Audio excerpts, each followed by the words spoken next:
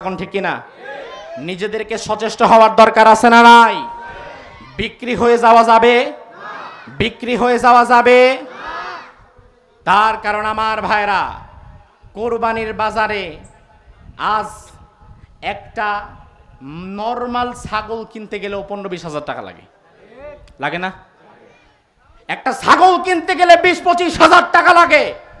তুমি আশরাফুল মাখলুকাত মানুষ, নির্বাচনের সময় এমন দুর্নীতিবাজ চাঁদাবাজের কাছে 500 টাকা 1000 টাকায় বিক্রি হয়ে যাও, তুমি আশরাফুল মাখলুকাত হওয়ার যোগ্যতা হারিয়ে ফেলেছ। আপনারা কি পরিবর্তন চান? আচ্ছা, আপনারা সবাই কি পরিবর্তন চান? আমাদের ভাইরা একটু কথা বলেন, সবাই কি পরিবর্তন চান? কি পরিবর্তন চান? বউ পরিবর্তন করবেন তাইলে কিসের পরিবর্তন? আচ্ছা বাদ দেন, আমি আমার কথা বলি, দেখি আপনার মত আমার সাথে মিলে কিনা। বলবো, আমি বেসিক্যালি যেই পরিবর্তন চাই, আমি ঘনে ধরা সমাজ ব্যবস্থার পরিবর্তন চাই, আমি রাষ্ট্র ব্যবস্থার পরিবর্তন চাই, আমি নেতৃত্বের পরিবর্তন চাই, আমি 55 বছরের এই বাংলাদেশের এমন পরিবর্তন চাই যেই পরিবর্তন 1500 বছর আগে নবী মুহাম্মদুর রাসূলুল্লাহ গড়ে গিয়েছেন। ও আমার মুসলমান ভাইরা, আমি সেই পরিবর্তনের কথা বলছি তোমাদের, যেই পরিবর্তন অন্য কোন তন্ত্র মন্ত্রে আসে নাই, যেই পরিবর্তন সমাজতন্ত্রের মাধ্যমে আসবে না, যেই পরিবর্তন জাতীয়তাবাদের মাধ্যমে আসবে না, যেই পরিবর্তন স্বৈরতন্ত্রের মাধ্যমে আসবে না, যেই পরিবর্তন গণতন্ত্রের মাধ্যমেও আসবে না, যেই পরিবর্তন আসবে শুধুমাত্র কোরআন এবং সুন্নাহর ভিত্তিতে, যেই সমাজ প্রতিষ্ঠা করেছিলেন মুহাম্মদুর রাসূলুল্লাহ 1500 বছর আগে। এমন একটি পরিবর্তন আমরা সবাই চাই। আপনারা কি চান? এবার যদি আমরা কোরআনকে প্রশ্ন করি, তাহলে কোরআন সেই পরিবর্তনের জন্য আমাদের কি করা লাগবে? কোরআন আমাদের জানিয়ে দিচ্ছে, ইন্নাল্লাহা লা ইউগাইয়িরু মা বিকওমিন হাত্তা ইউগাইয়িরু মা বিআনফুসিহিম। আমরা সবাই আল্লাহরে বলি, আল্লাহ পরিবর্তন দাও, আল্লাহ শান্তি দাও, আল্লাহ সুখ দাও, আল্লাহ দুর্নীতি বন্ধ করো, আল্লাহ আত্মবাসিনা, আল্লাহ জালিম সরাও, আল্লাহ স্বৈরাচার সরাও।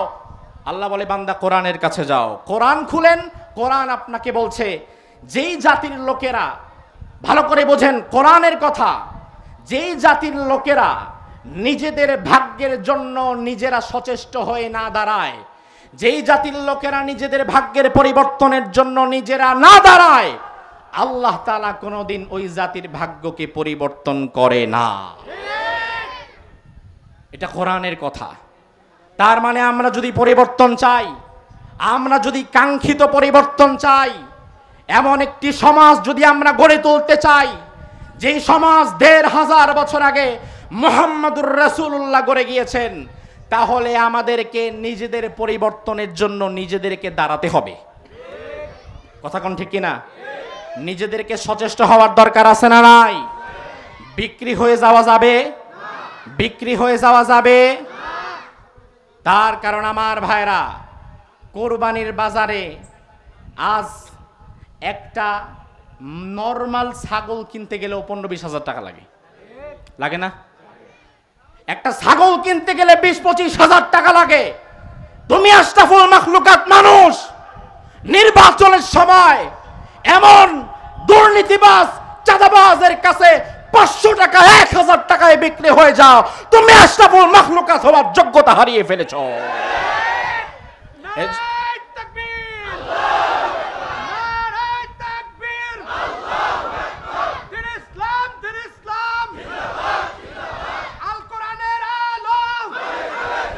আগামীর বাংলাদেশে আমরা যারা পরিবর্তন চাই, কোরআনের এই মেসেজ অনুযায়ী আমাদেরকে দাঁড়াতে হবে, আমাদেরকে এক থাকতে হবে।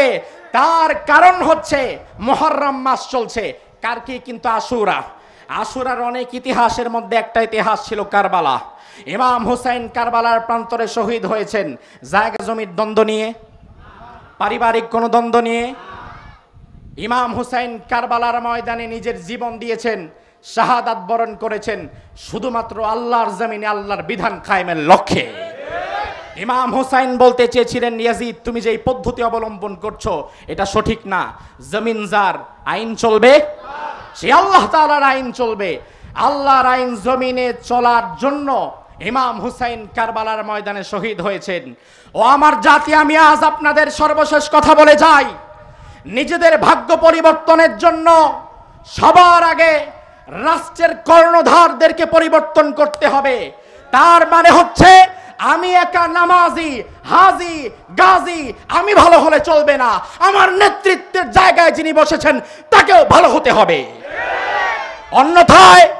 অন্যথায় গাড়ির সিটে 50টা সিট, 50টা সিটে যাত্রী বেশে যারা বসেছে সবাই ভালো, হাজি, গাজী, নামাজি, রোজাদার সবাই তারা গাড়িতে যাত্রী বেশে গাড়িতে বসেছে, কিন্তু ওই গাড়ির ড্রাইভিং সিটে বসেছে একজন মাতাল।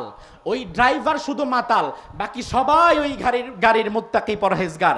এবার আপনারা বলেন তো, ড্রাইভিং সিটে যদি মাতাল বসে, এই গাড়িটা কি ঢাকা থেকে ছেড়ে দিলে কক্সবাজার যাবে না খাদে যাবে?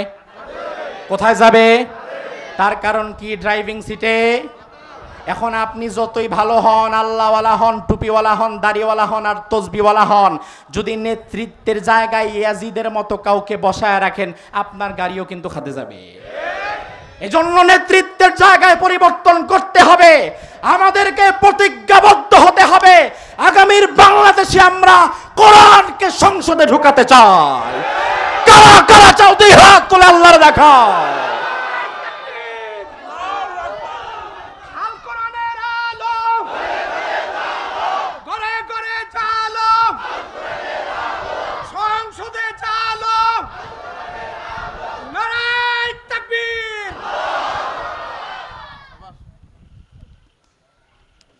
আলহামদুলিল্লাহ, আলহামদুলিল্লাহ। সংক্ষিপ্ত ভাবে হলেও আজকের আয়োজনের একটি স্বপ্নদ্রষ্টা আয়োজক, সময়ের আলোচিত ব্যক্তিত্ব, তরুণ আলিমদ্দিন, প্রতিভাদীপ্ত তরুণ ওয়াইজ শেখ ইয়াহিয়া তাকির অগ্নিঝরা বক্তব্য এবং মাদ্রাসাতুত তাকির